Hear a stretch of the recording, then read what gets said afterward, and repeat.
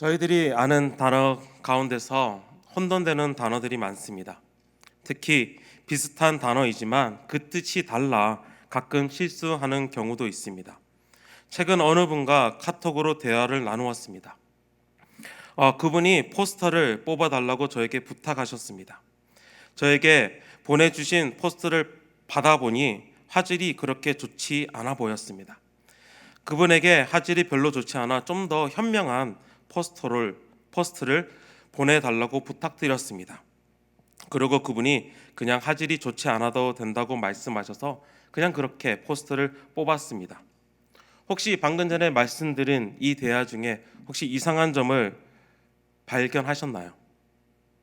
아침이라서 특이한 점을 잘 못 찾으시겠죠. 저는 저와 카톡으로 문자를 주고받은 그분과 대화를 하면서 저의 실수를 알았습니다. 포스트를 현명하게 뽑는 게 아니라 포스트를 선명하게 뽑아야 하는 것을 깨달았다는 거죠. 한글이 부족한 저에게는 이러한 실수가 너무나 자주 있습니다. 단어의 뜻을 확실히 몰라 잘못 사용하는 경우 또는 혼돈되어 잘못 쓰는 경우가 있습니다. 혹시 이 단어들의 차이를 아십니까? 소명과 사명. 이 두 단어를 사용함에 따라 사용함에 많은 혼돈이 있는 것 같습니다. 소명이라는 사전적 의미를 보면 임금이 신하를 부르는 명령입니다. 사명이라는 단어의 사전적 의미는 사신이나 사전이 받은 명령입니다. 비슷하죠? 아닌가요? 저에게는 좀 비슷한 그러한 느낌이 듭니다. 그렇지만 기독교적인 정의나 영어로 된 표현을 보면 좀 더 쉽게 이해가 됩니다. 소명이라는 그 단어는 calling, 부르심이라는 단어가 쓰여졌고요. 그리고 사명이라는 단어는 미션이라고 이야기를 하면서 좀 더 일에 대한 집중이 있습니다. 소명은 그 직분에 집중이 되어 있다면 사명이라는 것은 그 직분에 할 일에 집중이 되어 있습니다. 그렇게 이해를 하였을 때에 저희들이 오늘 아침 읽은 예레미야 1장에서는 하나님께서 예레미야를 부르시고 그에게 소명을 주시는 또한 사명을 주시는 말씀입니다. 여호와 하나님의 말씀이 베냐민 땅 아나돗 hilki야의 아들 예레미야에게 임하였습니다. 우리 1절부터 3절까지의 말씀 함께 읽도록 하겠습니다. 시작. 베냐민 땅 아나돗의 제사장들 중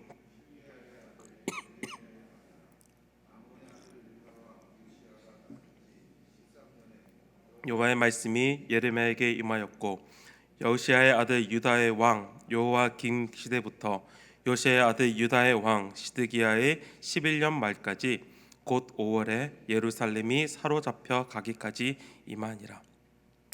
1절부터 3절까지의 말씀을 보면 예레미야에 대한 설명과 그가 또한 어떠한 시대에 활동하였는지 우리는 알 수 있습니다. 예레미야는 예루살렘에서 약 5에서 7km 떨어진 아나돗에서 활동을 하던 제사장 hilki야의 아들이었습니다. 그렇기에 예레미야도 자연스럽게 제사장으로 활동하였을 것입니다. 아나돗이라는 곳은 이스라엘의 역사 가운데서 다윗 이후 솔로몬이 왕위를 가지게 될 때 아도니아를 도왔다는 이유로 자신의 고향으로 쫓겨난 제사장 아비아달의 계열이 그곳에서 공동체 생활을 하면서 제사장의 역할을 감당하고 있었던 곳입니다. 나중에 예레미야가 아나돗 출신의 제사장인 것이 그가 고난을 받는 이유 중에 하나인 것을 저희들은 예레미야를 통해서 곧 알게 될 것입니다. 예레미야는 그중 한 사람으로서 요시야 왕 13년 때부터 여호와의 말씀이 그에게 임하였습니다. 그리고 요시야 왕 때를 시작으로 요호와김, 시드기야 왕까지, 즉 유다가 바벨론에게 완전하게 무너지기까지 약 40년의 시간을 유다에서 여호와 하나님의 선지자로 그는 사명을 다하였습니다. 그리고 4절에 들어오면서 하나님께서 이제 여호와를 부르시는 그 소명이 우리에게 보여집니다. 저희들 4절과 5절 함께 읽도록 하겠습니다. 시작. 여호와의 말씀이 내게 임하니라. 이르시되 내가 너를 모태에 짓기 전에 너를 알았고 내가 배에서 나오기 전에 너를 성별하였고 너를 여러 나라의 선지자로 세웠노라 하시기로. 예레미야의 소명은 바로 여호와의 선지자, 여러 나라 열방을 향한 선지자이었습니다. 그리고 이 소명은 하나님께서 그를 모태에서 짓기 전부터 너를 알았다, 그리고 배에서 나오기 전에 너를 성별하였다라고 말씀하시면서 아주 오래전부터 하나님께서 계획하고 계셨음을 우리는 알 수 있습니다. 또한 우리가 이 말씀을 통해서 알 수 있는 것은 무엇입니까? 바로 하나님의 택하심은 어떠한 조건에 있지 않다는 것을 우리는 알 수 있습니다. 하나님께서 택하시는데 어떠한 특별함이 요구되지 않는다는 것입니다. 예레미야가 어떠한 일을 하고 예레미야가 어떠한 특별한 능력이 있어서 하나님께서 그를 택하신 것이 아니라 아직 예레미야가 만들어지기 전에, 또한 어머니의 배에서 나오기 전에 너를 성별하였다, 거룩하게 구별하였다라고 말씀하시면서 하나님의 택하심은 어떠한 조건이 아니라 하나님의 그 계획하심에 있음을 우리는 알 수 있습니다. 예레미야의 소명, 그의 부르심은 바로 열방을 향한 하나님의 선지자였습니다. 그리고 그의 사명은 저희들이 읽은 본문의 마지막에서 찾을 수 있습니다. 10절 말씀입니다. 보라, 내가 오늘 너를 여러 나라와 여러 왕국 위에 세워 내가 그것을 뽑고 파괴하며 파멸하고 넘어뜨리며 건설하고 심게 하였느니라 하시니라. 그의 소명은 여러 나라를 향한 하나님의 선지자로 부르심을 받았고, 그의 소명에 의한 사명은 여러 나라와 여러 왕국 위에 예레미야가 세워져서 그가 그것들을 뽑고 파괴하고 파멸하며 넘어뜨리며 건설하고 심는 것이 그의 사명이었습니다. 그렇지만 예레미야는 오늘 말씀을 보면 그 부르심에, 그 소명에 바로 네, 알겠습니다 라고 응답하지 못합니다. 이 응답하지 못하는 그 예레미야의 모습을 보면서 저에게 생각하는, 머릿속에 떠오르는 단어가 있었습니다. 바로 거룩한 부담감이었습니다. 예레미야에게 하나님의 말씀이 임하였습니다. 내가 너를 택하였고 너를 여러 나라의 선지자로 세웠다. 그렇지만 그의 대답은 내가 이르되 슬프도소이다. 주 여호와여 보소서, 나는 아이라 말할 줄을 알지 못하나이다 라고 이야기를 합니다. 그의 대답은 자신이 하나님께서 그를 세우시려는 거룩한 부르심을 감당할 수 없다는 것이었습니다. 자신이 아이처럼 연약한 존재여서 아이이기 때문에 말 또한 부족하다며 하나님께 이야기를 드립니다. 이것은 자신의 어떠한 예의를 표하기 위해서, 겸손의 모습을 나타내기 위해서 보여주는 행동은 아닌 것 같습니다. 이런 이야기를 자주 듣습니다. 한국에서는 내가 아무리 좋아도 한 번에 대답하면 안 된다, 두 번까지는 거절해라 라는 이야기를 많이 듣습니다. 그리고 다른 사람에게도 어떠한 일을 베풀 때에 적어도 3번 정도는 물어봐라 라고 이야기를 합니다. 그것이 예의라고 합니다. 하지만 여기서 예레미야의 모습은 그러한 예의의 모습이 겸손의 모습이 아닙니다. 그가 말하는 연약한 모습은 정말 그의 모습이었습니다. 여기서 사용된 아이라는 단어는 젊은 남자라는 히브리어 단어가 사용됩니다. 그리고 많은 학자들이 연구 가운데 말하는 것은 예레미야의 나이가 18세에서 20대 초반 그 사이였을 거다라고 이야기를 합니다. 그 나이는 아직 사회적으로 인정받지 못하는 나이입니다. 또한 그의 성격을 이야기하면서 내성적이다, 또한 소극적이다 라고 예레미야를 표현합니다. 또한 이미 말씀드린 대로 그는 아나도 출신, 즉 변방 출신의 제사장이었습니다. 예레미야의 성격을 보아서, 그의 나이를 보아서, 또한 그가 어느 출신인가에 따라서 그는 어떻게 보면 하나님의 선지자, 하나님의 말씀을 전달하는 자로 부족한 자였습니다. 그에게는 하나님의 말씀 그 자체가, 하나님의 말씀에 임하신 그 자체가 부담이었을 것입니다. 그에게는 자신이 하나님의 입으로 이제 하나님의 말씀을 전하는 자로 세워진다는 것이 부담이었던 것입니다. 그렇기에 제사장임에도 불구하고 감히 하나님께서 명령하시는데 그 뜻을 돌이켜 달라는 듯이 슬프도다. 영어적인 표현을 보면 주님이라는 표현이 써져 있거든요. 왜 나에게 이러한 표현이 나오고 있습니다. 슬프도다라는 말이 먼저 나왔습니다.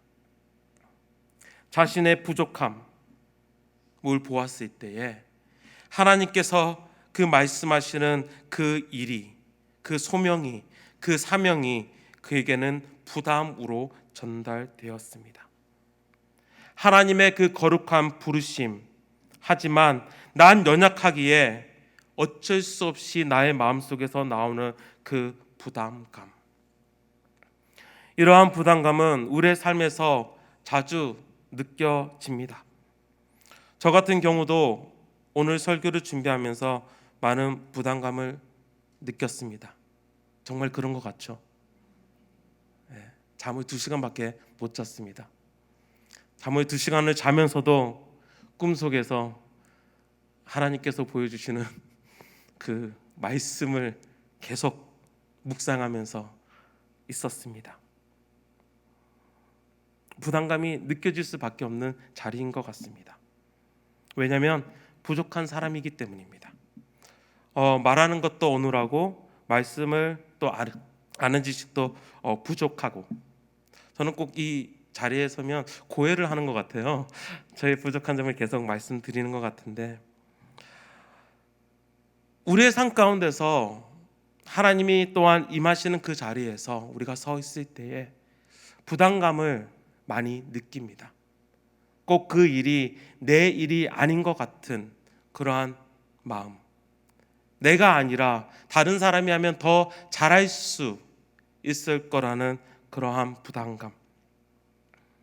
제가 속해 있는 사역 가운데서 참 부담이 가는 사역이 있습니다. 모든 사역이 다 부담이 가지만 특별히 부담이 많이 가는 사역이 있습니다. 바로 기독학교 사역입니다.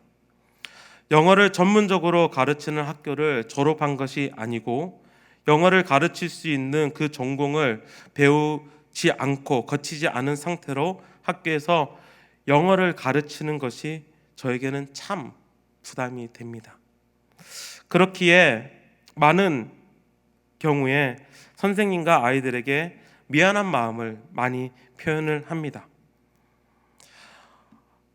왜냐하면 다시 말씀드렸듯이 앞에 그 일이 주어졌는데 그것을 하려고 하니까 내 자신이 너무 약해 보였던 것입니다. 그렇기에 저는 영어를 가르치면서 아이들에게 좀 더 저의 마음을 쓰려고 합니다. 학습적인 부분도 가르치지만 오히려 친구들의 태도와 또한 열정에 더 높은 점수를 주려고 합니다. 영어를 가르치기보다는 목사라는 그런 모습 때문에 좀 더 삶을 가르쳐 주려고 합니다. 우리들의 삶을 살펴보면 늘 부담이 가는 일이 있습니다.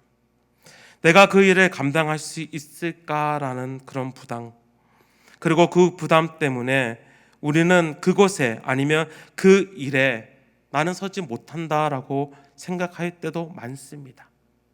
그렇지만 참 재밌는 것은 이것입니다. 내가 그것에 부담을 가지지만, 내가 그것에 부담을 가지고 늘 그것에 부담에 대한 그 마음을 들고 있으면 어떠한 일이 생기냐면 바로 그 일에 대해서 계속 생각하게 됩니다. 그 부분에 대해서 내가 부족하니까 더 그 부분을 잘하려고 노력하는 그러한 부분도 있습니다.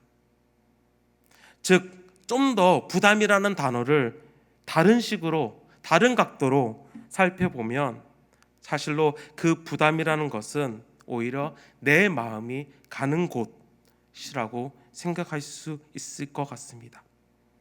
그렇기에 그 부담이 나의 마음에 머물 때 우리는 그 부담에 대해 생각하게 되고, 또한 생각하는 가운데서 그 일에 대해서 기도하게 되고, 또한 기도하는 중에서 우리는 조금씩 그 부담에 되는 일을 하다 보면 결국은 우리가 깨닫는 것이 무엇입니까? 그곳에 나의 부르심이 있었구나, 그곳에 나의 소명이 있었구나 알게 됩니다. 왜냐하면 그곳에 하나님이 나와 함께 하셨기 때문입니다. 하나님의 부르심에 슬프다고 대답하는, 하나님의 부르심에 자신은 연약하다고 말하는 거룩한 부담감 안에 있는 예레미야에게 하나님께서는 다시금 말씀하십니다. 7절에서 9절까지의 말씀입니다. 함께 읽겠습니다. 여호와께서 내게 이르시되 너는 아이라 말하지 말고 내가 너를 누구에게 보내든지 너는 가며 내가 내게 무엇을 명령하든지 너는 말할지니라. 너는 그들 때문에 두려워하지 말라. 내가 너와 함께하여 너를 구원하리라. 나 여호와의 말이니라 하시고, 여호와께서 그의 손을 내밀어 내 입에 대시며 여호와께서 내게 이르시되 보라, 내가 내 말을 내 입에 두었노라. 하나님께서는 여기서 예레미야에게 바로 함께 하심을 약속하십니다. 그렇기에 하나님께서는 예레미야가 이제 누구를 맞닥뜨릴 것인지, 또한 누구에게 하나님의 말씀을 전할 것인지 두려워하지 말라라고 말씀하십니다. 너는 그들 때문에 두려워하지 말라라고 하는 이 말씀은 히브리서를 직역하게 되면 그 얼굴을 두려워하지 말라는 것입니다. 왜냐하면 하나님이 함께 하시기 때문에. 그리고 그에게 좀 더 생생하게 하나님께서 예레미야와 함께 하신다라는 것을 증명하듯이 그의 하나님의 손을 그의 입술에 대시며 말씀하십니다. 나의 말씀이 내 입에 있다. 그 부담을 안고 가는 예레미야에게 하나님께서는 결국은 자신의 동행하심을 약속하십니다. 그리고 그 동행하심은 예레미야의 사명 가운데서 보여집니다. 10절에 나온 예레미야의 사명을 보면 이제 그가 감당하여야 할 일들이 나타나는데, 여러 나라와 여러 왕국 위에 서서 그것을 뽑고 파괴하며 파멸하며 넘어뜨리며 건설하고 심게 하는 것이 예레미야의 사명인데, 그가 할 일인데 그 일을 예레미야가 합니까? 예레미야가 정말 그 일을 감당할 수 있습니까? 예레미야가 여러 왕국을 뽑고 파괴하며 넘어뜨릴 수 있습니까? 그 나라들을 심고 건설할 수 있습니까? 아닙니다. 그 나라를 무너뜨린 자를 보면 바로 여호와 하나님이 하신 것을 우리가 알 수 있습니다. 즉 예레미야를 부르시고 그에게 사명을 주시지만 그 일을 감당하시는 분은 다름 아닌 바로 여호와 하나님, 예레미야와 함께 하시는 여호와 하나님이셨습니다. 되게 멋있죠? 되게 멋있잖아요. 그런데 말씀은 이런데, 말씀은 정말 예레미야를 통하여서 정말 여러 나라를 뽑고 파괴하고 파멸하며 넘어뜨리는 것, 다시 심고 그것을 건설하는 것이 그의 사명인데, 그가 지냈던 40년의 시간을 보면 오히려 눈물을 흘려야 할 때가 많았고, 고통을 감당해야 될 때가 많았고, 때로는 죽음 앞에 놓여질 때가 많은 예레미야를 봅니다. 하나님께서 주시는 그 부담감 가운데서 하나님께서 함께 하시기 때문에, 그 소명을 받아들였는데 그 삶은 오히려 멋진 삶이 아닌, 멋진 삶을 기대하게 하나님께서는 말씀하시는데, 오히려 그의 삶을 보면 그는 고통 가운데로 걸어가는 그 예레미야를 봅니다. 그렇기 때문에 오히려 오늘 다시 7절부터 9절까지의 그 말씀이 예레미야에게는 그 중심이 되었습니다. 나의 말이 너의 입에 있다. 내가 너와 함께 동행할 것이다. 그리고 직접 그의 입술을 만져주신 그 하나님의 손길. 오늘 우리가 매일의 삶 가운데서 부담을 안고 살아갑니다. 그렇지 않습니까? 하나님께서 매일의 삶 가운데서 우리에게 거룩한 부담감을 주십니다. 그것이 예레미야처럼 큰 일이 될 수 있지만 오히려 작은 일이 될 수 있습니다. 그렇지만 그 가운데서 우리가 기억하여야 하는 것은 바로 하나님께서 나와 함께 동행하신다는 것입니다. 내가 아픔 가운데서 그 부담감을 안고 가야 하지만, 내가 나의 고통 가운데서 그 부담을 안고 내가 겨우겨우 살아가야 하지만, 그때 기억하는 것은 하나님께서 나를 만져주심이라는 것입니다. 오늘 예레미야의 부르심을 보고, 그리고 그 거룩한 부담 가운데서 있는 예레미야 하나님의 선지자를 보면서 또다시 저에게 보여지는 선지자가 있었습니다. 그 또한 부담감을 안고 하나님께 기도합니다. 아버지여, 아버지께서는 모든 것이 가능하시오니 이 잔을 내게서 옮기소서. 그러나 나의 원대로 마시고 아버지의 원대로 하시옵소서. 그의 소명은 그리스도 메시아였으며 그의 사명은 죽음, 십자가의 죽음이었습니다. 그리고 그는 결국은 그 부담 가운데 있었지만, 그 부담 가운데서 하나님께 기도를 하지만 결국은 그 거룩한 부담을 그의 몸에 담았습니다. 그는 사명을 감당하십니다. 하나님의 계획대로. 그리고 그 가운데서 이루어진 것은 바로 하나님의 영광입니다. 예수님의 이야기도 마찬가지입니다. 예수님께서 그 부담을 몸에 담았을 때, 우리가 볼 때, 세상이 볼 때 그것은 영광이 아니라 죽음, 고통이었습니다. 그렇지만 성경에서는 그 모습을 영광으로 표시를 합니다. 예레미야의 삶 가운데서 부담감을 안고 갔을 때 그의 삶 가운데 고통과 갈등과 눈물과 슬픔이 있었지만 그 가운데는 영광이 있었습니다. 하나님의 영광. 나의 삶 가운데서도 그러한 영광이 나타나기를 원합니다.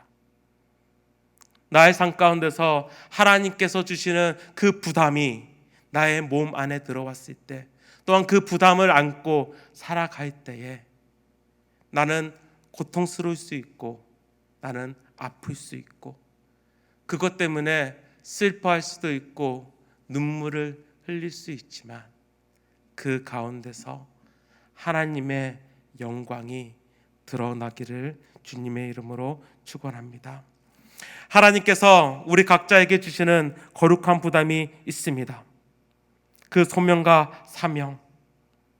그렇지만 오늘 하루 그 경험하는 거룩한 부담이, 우리의 슬픔이 결국은 눈물로 되는 것이 아니라 그 안에서 함께 동행하시는 이로 말미암아서 내가 아프지만 그 아픔을 만지신 예수 그리스도의 함께 하심으로 말미암아서 정말 그 거룩한 부담을 안고 나아갈 때에 바로 하나님의 영광이 여러분이 서신 그 자리에서 여러분을 통하여서 드러나기를 주님의 이름으로 다시금 축원합니다. 함께 기도하시겠습니다.